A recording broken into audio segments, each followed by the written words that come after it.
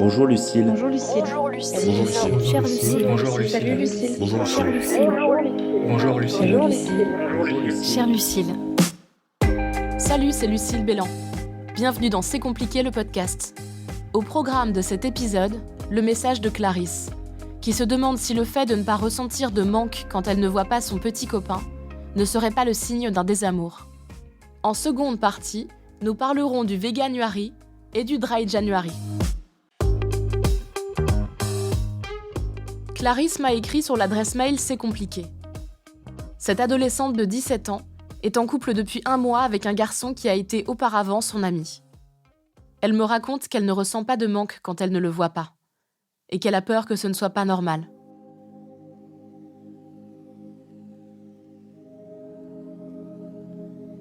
Chère Clarisse, dans tous les films d'amour, les romans ou les chansons, on entend en effet que quand on aime, on doit brûler du manque de celui ou celle qui fait battre notre cœur, qu'on doit avoir des papillons dans le ventre, qu'on doit avoir les mains moites et bafouillées. La folle passion semble être la seule façon noble d'aimer. On doit souffrir d'aimer, physiquement et psychologiquement. On doit être jaloux ou jalouse, et plus on ressent ça, plus on aime. Je suis assez vieille maintenant et j'ai assez aimé pour vous dire que ce sont des conneries. Il y a des tonnes de façons d'aimer, et aucune n'est plus noble qu'une autre. Souffrir ne prouve rien. Le manque ne prouve rien. Et pour manquer, de toute manière, il faut savoir de quoi on pourrait manquer. Il faut avoir partagé des choses avec l'autre. Au bout d'1 mois, vous ne vous connaissez peut-être pas assez en tant que couple pour avoir cette sensation de manque. Par contre, vous pourriez tout à fait ressentir la frustration de ne pas vous voir assez. Mais même ça, ce serait relatif. Parce que ça dépend de vos caractères, de vos vies, de vos envies. Vous n'avez pas d'obligation à partir dans des grands délires romantiques, ni à supporter celui des autres, si ça vous met mal à l'aise.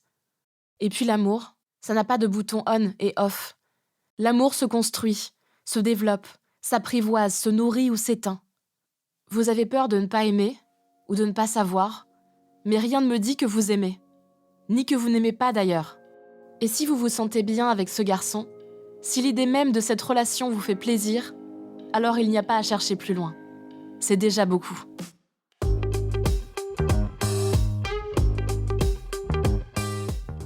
Vous en avez forcément entendu parler. En janvier, juste après les fêtes, il est possible de se lancer dans un Dry January, c'est-à-dire un mois sans alcool, ou un Veganuary, c'est-à-dire un mois à pratiquer le régime alimentaire vegan. Ces initiatives ont pour noble but de nous forcer de façon active et consciente à remettre en question nos habitudes de consommation. De nous faire réaliser qu'il y a peut-être moyen de prendre autant de plaisir à se nourrir en laissant un peu tomber les œufs, les viandes et les produits laitiers, et à nous forcer à nous demander si la petite bière après le travail, 4 jours sur 7, est vraiment nécessaire. Et si c'est le cas, à aller consulter pour en discuter.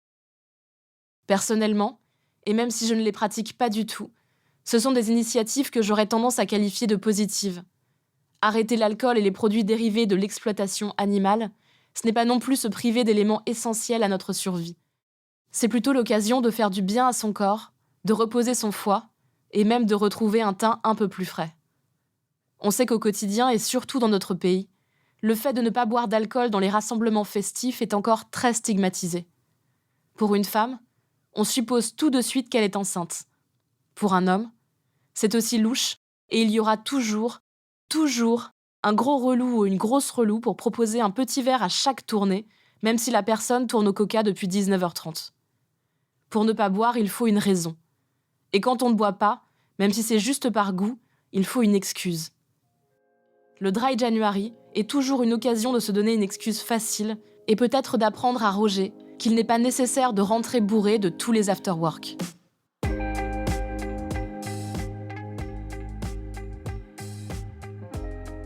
Pour le Veganuary, la question est un peu différente, même si la stigmatisation des végétariens et végétaliens est aussi présente.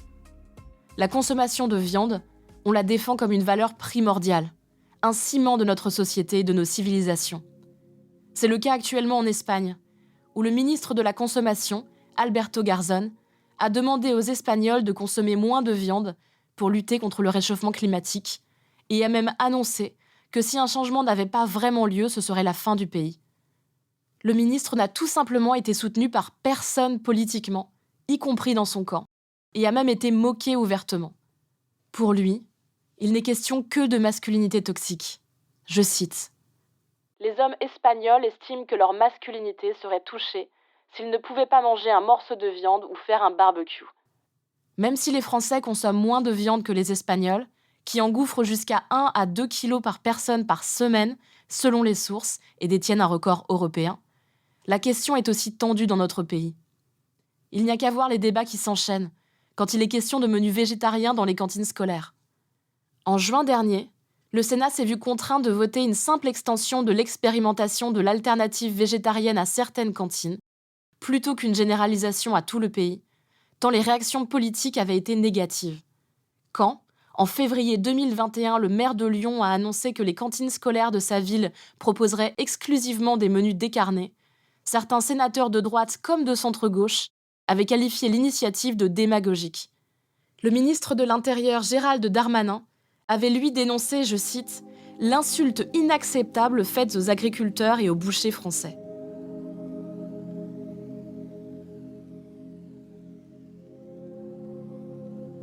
Si je ne pratique personnellement ni le Veganuary ni le Dry January, c'est parce que je n'ai pas besoin dans la vie de me donner des contraintes pour réfléchir à mon mode de consommation. J'ai aussi tendance à préférer les initiatives ou les bonnes résolutions qui ajoutent des choses à ma vie plutôt que d'en enlever.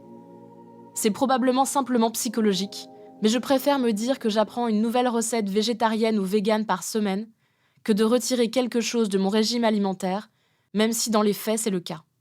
Je n'ai pas besoin de me priver. J'ai besoin de m'enrichir, de faire grandir ma culture et mes idées. Je pense qu'on a toutes et tous besoin d'évoluer sur nos modes de consommation. Mais est-ce que ce ne serait pas possible de le faire par le biais du plaisir, plutôt que par celui de la privation ? Si ça vous intéresse, j'ai de super recettes de cocktails sans alcool, ainsi que celle d'un chili sin carne qui déchire. N'hésitez pas à me les demander. Et surtout, vous, n'hésitez pas à me partager les vôtres. C'était C'est compliqué le podcast. Si vous avez aimé, n'hésitez pas à vous abonner, liker ou envoyer un commentaire. Pour participer à ce podcast et partager vos témoignages, vous pouvez vous enregistrer et nous envoyer ce message par mail à c'estcompliqué@slate.fr ou nous envoyer un message vocal par WhatsApp au 07 61 76 74 01. C'est compliqué est un podcast de Lucille Bélan, produit et réalisé par Slate.fr sous la direction de Christophe Caron et de Benjamin Septem-Ours. Production éditoriale, Benjamin Septem-Ours. Montage, Victor Benamou. Réalisation, Aurélie Rodriguez.